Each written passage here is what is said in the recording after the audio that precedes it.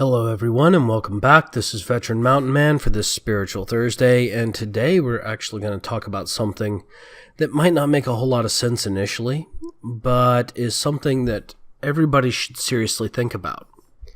So as pagans, we have specific holidays that we practice, some of us different ones than others, and most of these holidays do require lighting of candles, and even many religious ceremonies require the lighting of candles. And one of the things that I notice quite a bit, and when I talk to younger pagans as I'm giving them education and reading material and discussing how to do certain things and how they should be thinking and philosophizing, one of the things that always comes up is kind of the gadgetry mentality.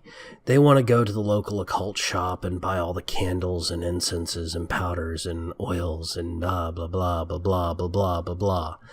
Yet they don't really realize that these are mostly trappings and tools. And also one of the things that they seem to forget is that many of these tools you can actually produce yourself. So, while going to the ye olde occult shoppy can be quite fun and entertaining, it's not always required. And I've noticed a big difference between those that would rather just go to the occult shop and buy something versus those that would rather produce their own candles or mix and blend their own oils or even go and harvest their own herbs. There's a difference in quality and there's a difference in mindset. And it seems to be a difference between kind of consumerism, postmodernistic kind of consumerism, paganism, and very much a conservationalist paganism. Both espouse that they believe the same things, and in many cases, a lot of the occult shop pagans, for lack of a better word, are fairly okay people. They've just fallen into this concept of trappings, of possessions, of things. And the truth of the matter is, I can call a blessing out of thin air.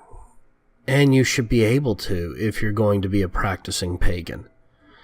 However, there are benefits to using props and tools, mostly that you don't have to focus on everything from scratch, yet they shouldn't become crutches, and realistically, you should have as few hands on them as possible. So what I'm going to recommend to all of you out there who are thinking and following this series is this. I'm going to challenge you to start producing your own herbs. And I'm not talking about all of them, realistically. I am talking about the ones you use the most. Case in point, I have rosemary and sage growing in my backyard. On my front porch, I have catmint, and I'm actually going to be planting spearmint hopefully this year, as well as thyme. I also have lavender and roses growing in my front yard. And I have 2 Japanese maple trees in my backyard.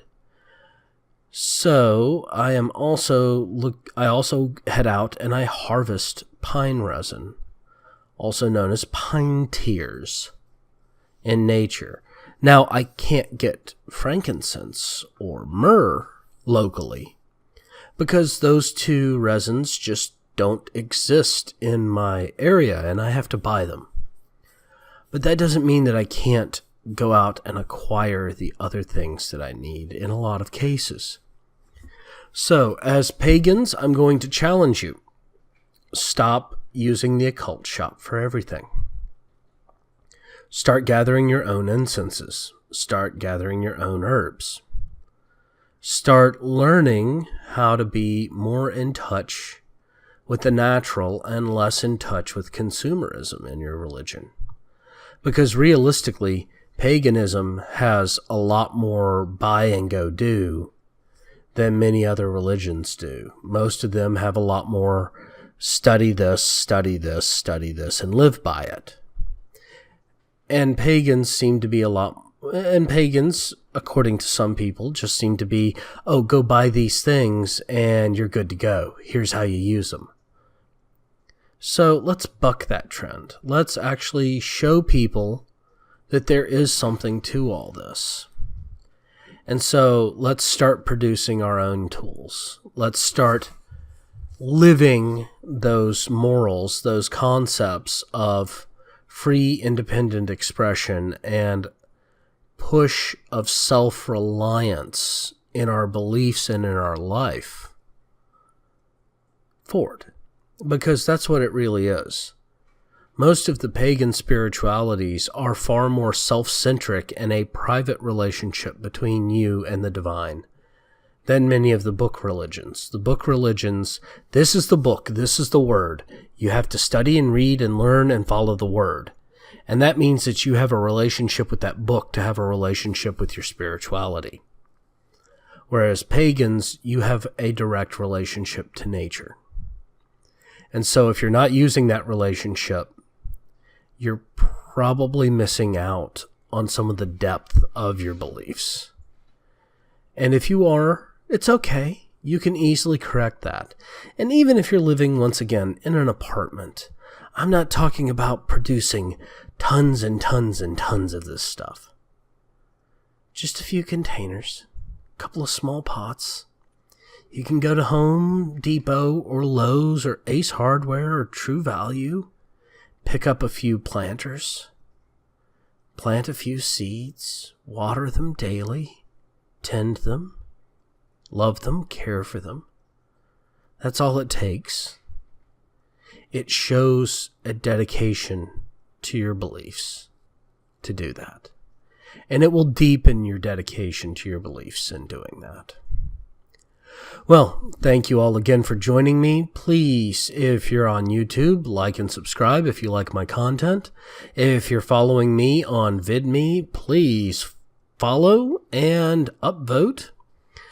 Feel free to leave comments if you want to discuss the topic, or you can join me over at minds.com/veteran mountain man to discuss it. Also, don't forget, I have open discussion forums on my Patreon account. That is patreon.com/veteran mountain man. Both places, you will easily be able to get in touch with me. I do respond to my users and to my followers. So leave the message and I'll get back to you. Thank you all and have a lovely day.